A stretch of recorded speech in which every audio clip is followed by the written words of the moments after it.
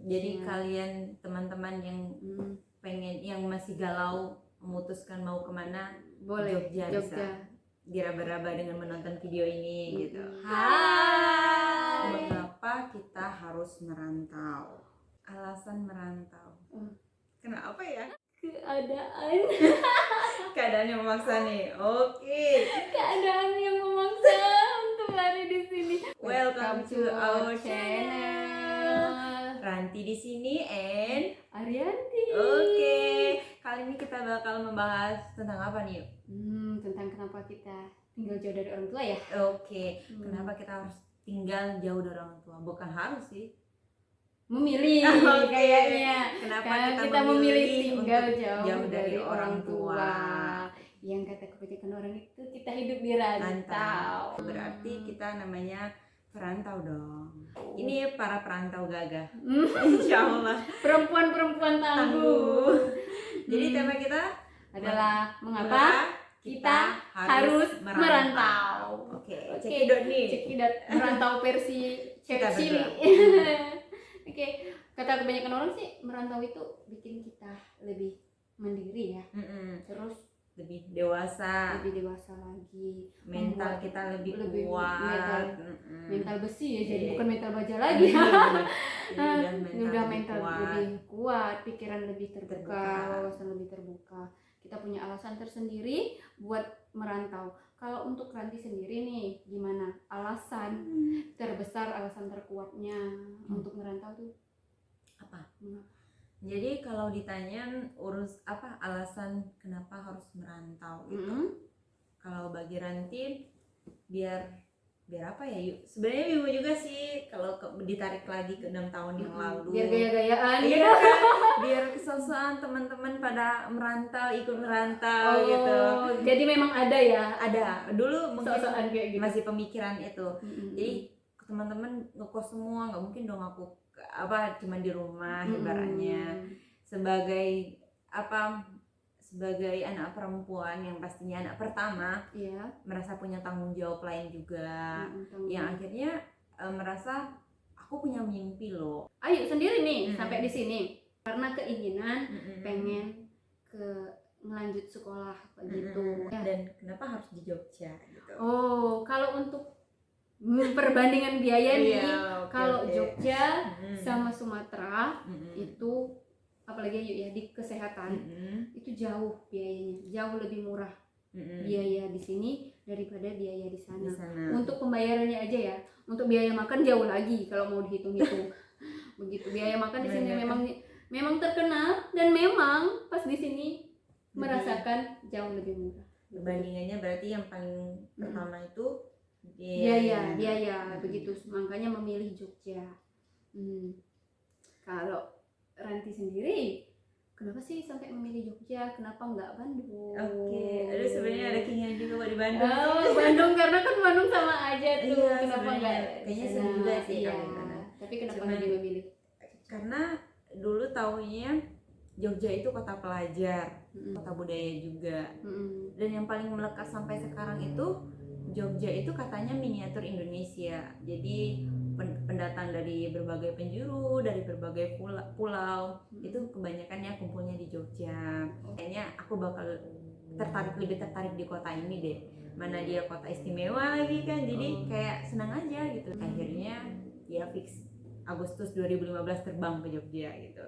Yang istimewa, bener-bener banget. Istimewa gitu. Tapi kan ngomong-ngomong, kalau misalnya berbicara kayak kita memilih Jogja karena kita perantau, yang nggak punya siapa-siapa ibaratnya di tanah orang, di kota orang, yang harus survive dengan segala macam masalah yang kita harus bisa selesaikan sendiri.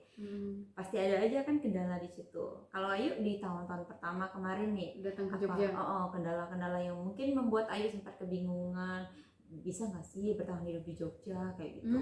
Betul. Kendalanya di awal pertama cari kos-kosan. Dari cari kos-kosan datang ke sini kan emang nggak ada siapa-siapa tuh. Datang ke sini cuman ada kenalan kayak gitu, tapi alhamdulillah bisa Iya, ditemenin, betul. dibantu untuk cari kos-kosan kayak gitu. Menurut Ayu nggak terlalu banyak kendala karena Ayu sudah berfokus sampai ke sini 3 hari atau 4 hari kemudian Ayu harus kerja, soalnya Ayu kerja.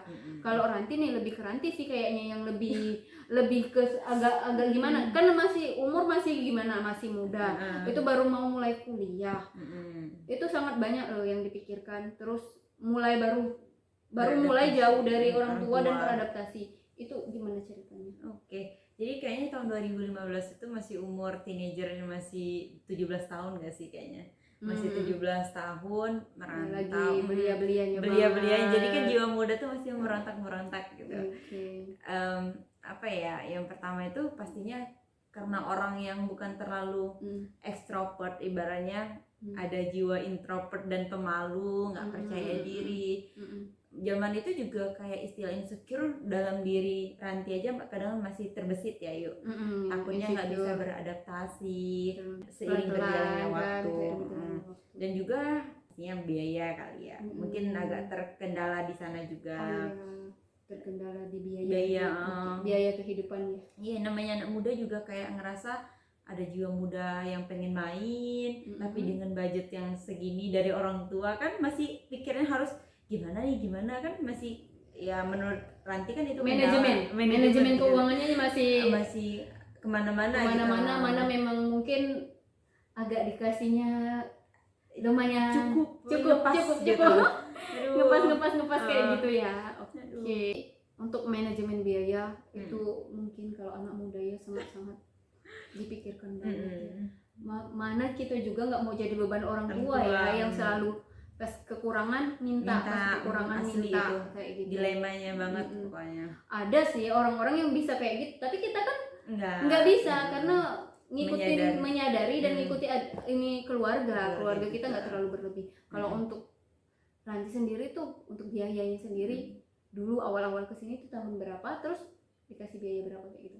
Oke, jadi kalau Ranti dulu ingat banget sih sebenarnya tahun 2015 itu nggak tahu sih cukup apa enggak, tapi bagi Ranti itu udah cukup lah ya untuk biaya hidup, ibaratnya makan, terus kalau ada tugas fotokopi dan segala macam itu udah cukup sekitar 500.000 lah satu bulan. Wah, dari 15 kalau 500.000 teman-teman.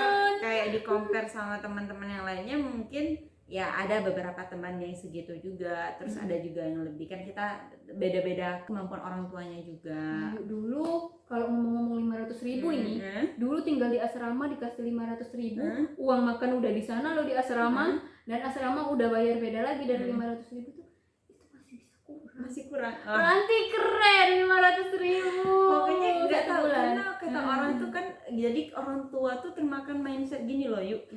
Jogja itu biaya hidupnya murah katanya. Jadi orang tua mikir Ranti bakal mampu dengan uang 500.000, dan alhamdulillah memangnya mampu, dicukup-cukupin ya. Jadi 500.000 alhamdulillah cukup 1 bulan di Jogja. Iya, 1 bulan. Udah makan, udah kayak apa namanya? Terus kayak memanage-nya tuh gimana sih? Manage-nya oke. Jadi kayak tiap bulan itu Ranti list nih apa aja kebutuhan kos, kayak deterjen, sabun, karena memang orang yang jarang make up, jadi memang uang make up berarti emang gak ada uang make up. Oke. Jadi ingat ya 500.000 gak ada uang make up. Gak ada uang skincare. Kalau kamu mau berarti itu cari yang di luar. Jadi kayak cuman yang paling skincare kebutuhan biasa yang kayak hand body, sampo gitu. Pakai lipstick pun jarang dulu ya. Jadi uang 500.000 masih cukup. Dan minitnya itu, jadi setiap awak dikirim langsung dialokasikan nih, ini buat ini segini berapa. Terus kira-kira makan, ya kalau makan nggak bisa dikontrol sih ya. Iya, tapi karena kita udah memanage keperluan kita yang paling perlu ini dulu, yang pokoknya udah ditulis dulu. Paling nggak ya beras udah ada, yang penting gitu. makan udah ada lauk, nggak ada lauk ada beras gitu. Jadi kebetulan dulu juga alhamdulillah teman-teman di kos dulu tuh senang masak, yuk. Gitu. Jadi karena mereka senang masak, jadi kita sering iuran nih berapa. Jadi setiap hari kita iuran, kita masak bareng-bareng, makan bareng gitu. Itu teman-teman. Jadi tips pertama, uang 500.000 itu kita manage kebutuhan kita apa, Terus tips yang kedua itu masak. Kita lebih masak dan kolaborasi lebih kolaborasi sama temen, CK istilahnya itu, CK sama teman-teman begitu. Jadi kan makan kita lebih murah, banyak juga bisa kalau untuk masak. Berarti di kosnya punya ada kompor ada kulkas juga, jadi kan stok sayuran bisa disimpan di situ. Jadi ibu kosnya udah nyiapin kayak gitu. Jadi bisa di manage. Itu udah 2 nih bisa di manage. Ada lagi yang lain kayak apa ya, kayaknya lebih ke kalau buat jalan untuk kegiatan-kegiatan tuh kayaknya 500.000 itu udah mencukupi untuk jalan kemana-mana kayak gitu kan. Kan nanti orang tipe jalan ya, tipe sering jalan-jalan. Jadi kalau jalan-jalan itu kayaknya lebih ke ada 2 option nih. Kalau nggak harus di planning dan harus nabung, berarti harus ada temen yang ngajak gitu. Jadi berarti tips ketiga tuh, tips yang paling mudah adalah kalau kita nggak nabung, minta traktir. Jadi enggak. Biasanya kan memang ada teman ya, yang minta teman yang jalan gitu kan. Jadi kayak misalnya kalau misalnya nabung kan dengan budget segitu ya bisa sebenarnya, dulu malah sempat masih bisa nabung gitu. Tapi kalau untuk yang ngajak teman jalan tadi tuh memang nggak setiap teman-teman yang memang ngajak gitu kan. Kita cuman ikut untuk makan aja di situ atau kontribusi biasanya bensin karena nggak punya transportasi tadi loh. Jadi iuran bensin mungkin atau misalnya biaya masuk di tempat wisatanya atau kemana gitulah. Jadi transportasinya Ranti itu dari kampus ke kosnya jalan kaki kok yuk. Jadi kayak deket banget dari gang belakang kampus, samping kampus itu cuman masuk bentar, kayaknya sekitar 3-4 menit kayaknya jalan kaki. Ini masuk tips keempat ya teman-teman, cari kosan yang dekat kampus. Karena di Jogja itu nggak ada angkot. Nggak ada angkot, adanya mau naik Gojek mau apa-apa kita biaya lebih mahal, jadi mending cari kos yang deket kampus gitu. Tapi kalau zaman dulu juga kayaknya Gojek itu masih jarang yang pakai. Jadi 2015 itu masih sering pakai TJ kemana-mana, pacaran pun sering pakai TJ. Ada cerita pacaran naik TJ nih, besok kita bongkar ya. Gitu. Kalau di kampus dulu kan ada potongan biaya gitu. Jadi kalau misalnya di kelas itu nilainya tertinggi, bisa dapat potongan biaya pendidikan. Jadi lumayan 300 sampai 500 ribu. Jadi Ranti ini anaknya suka belajar juga ya kayaknya. Jadi dia jarang, jadi di kampus belajar, pas pulang belajar, jadi dia nggak sering keluar. Enggak juga Berarti nggak juga itu. Jadi ada challenge tersendiri ya untuk Ranti untuk mendapatkan biaya itu. Asli. Jadi pas tahu di Jogja itu banyak tempat wisata kayak bagus-bagus nih, ada ambisi ke sana sini. Kalau 500 ribu kayaknya nggak cukup ini. Akhirnya punya ada kesempatan itu juga. Wah bener, gimana caranya bisa dapat nilai tertinggi di kelas, dan selama sampai semester akhir pun selalu dapat potongan potong biaya pendidikan. Tapi orang tua nggak tahu Wah, ini bohong berarti dia bohong.